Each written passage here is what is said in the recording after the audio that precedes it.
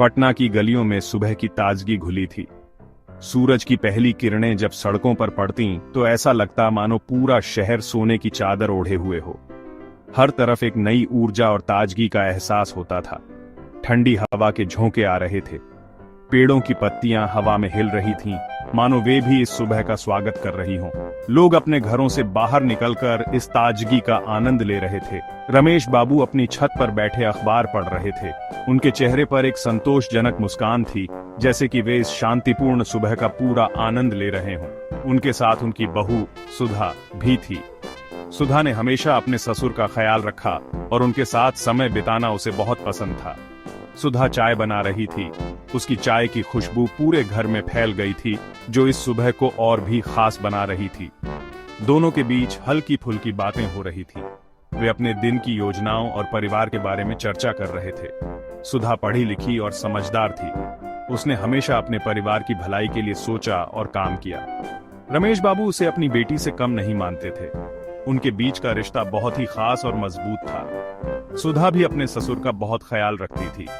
वह हमेशा उनकी जरूरतों का ध्यान रखती और उन्हें खुश रखने की कोशिश करती। दोनों के बीच एक गहरा प्यार और सम्मान का रिश्ता था।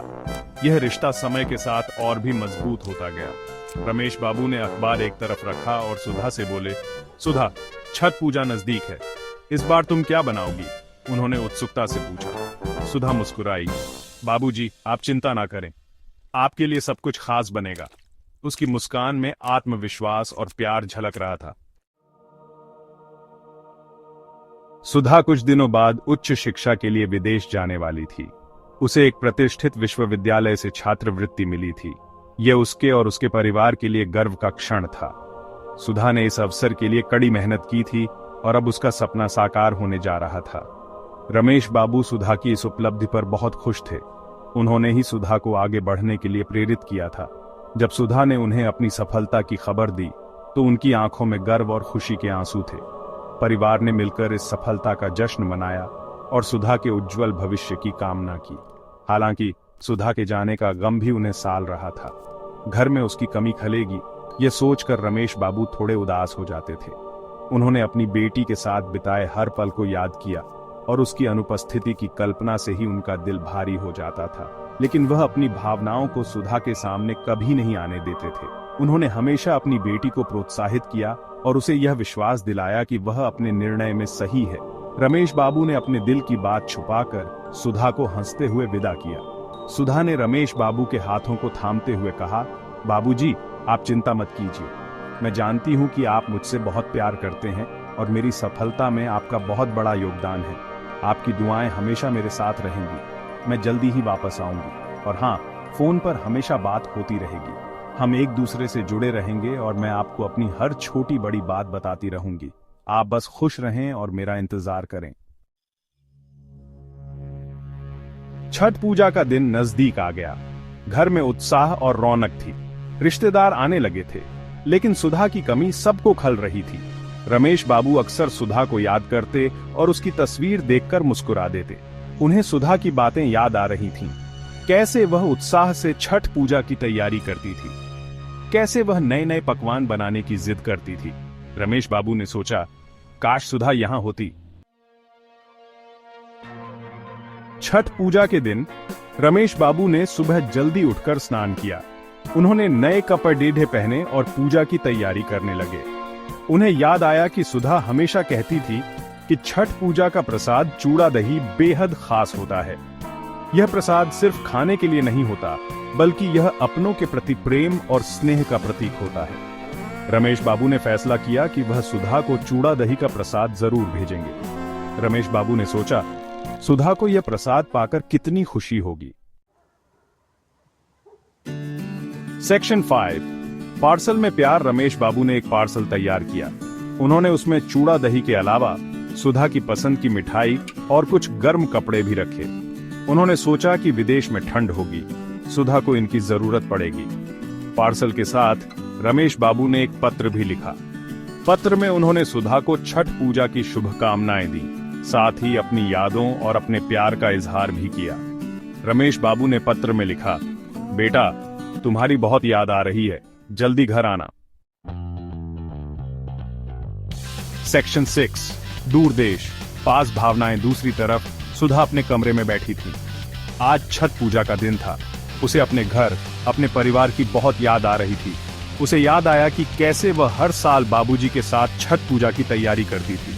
अचानक उसके कमरे का दरवाजा खुला। डोरबेल बजी। दरवाजे पर एक डिलीवरी बॉय खड़ा था। उसके हाथ में एक पार्सल था। सुधा ने पार्सल लिया। पार्सल पर रमेश बाबू का नाम देखकर उसकी आंखें भर आईं। सुधा के दिल की धड़कन तेज हो गई। उसने तुरंत पार्सल खोला। सेक्शन 7 परंपरा का धागा। पार्सल खोलते ही सुधा की आंखों से आंसू बह निकले।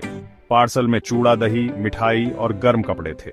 साथ ही बाबूजी का लिखा एक प्यार भरा पत्र भी था। पत्र पढ़कर सुधा की आंखें और भी नम हो गईं। उसे एहसास हुआ कि वह चाहे कितनी भी दूर चली जाए, अपनों का प्यार और परंपराओं का धागा हमेशा उसे अपने साथ जोड़े रखेगा। चूड़ा दही का यह प्रसाद सिर्फ खाने के लिए नहीं था, बल्कि यह बाबूजी के प्यार और आशीर्वाद का प्रतीक था।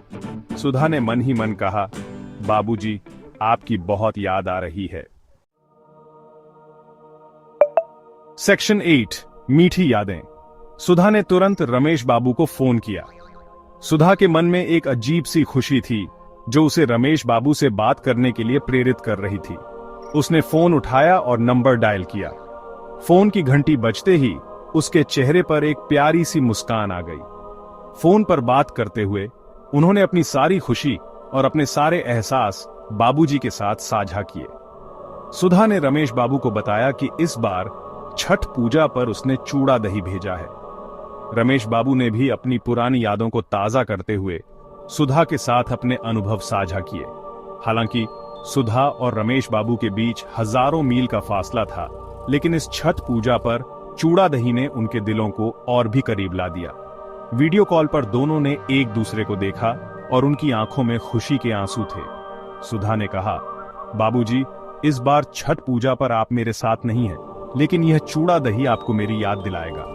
यह पर्व उनके लिए सिर्फ एक त्योहार नहीं था, बल्कि अपनेपन और प्रीत का अनुभव था, जो दूरियों को मिटाकर रिश्तों को और भी मजबूत करता है। छठ पूजा के दौरान परिवार के सभी सदस्य एक साथ मिलकर सूर्य देवता को अर्घ्य देते हैं और अपने रिश्तों को और भी गहरा बनाते हैं। यह त्योहार उन्हें अपने मूल्यों और परंपराओं से जोड़ता है। इस तरह चूड़ा दही का एक छोटा सा पार्सल पटना से लेकर दूर देश तक प्यार, स्नेह और परंपरा का संदेश ले गया। सुधा ने बड़े प्यार से यह पार्सल तैयार किया था, जिसमें उसने अपने हाथों से बने चूड़ा दही को पैक किया था। जब रमेश बाबू ने यह पार्सल खोला तो उनके चेहरे पर एक बड़ी सी मुस्कान आ गई। यह पार्सल सिर्फ एक खाने की चीज नहीं थी, बल्कि उसमें सुधा का प्यार और अपनापन भी शामिल था।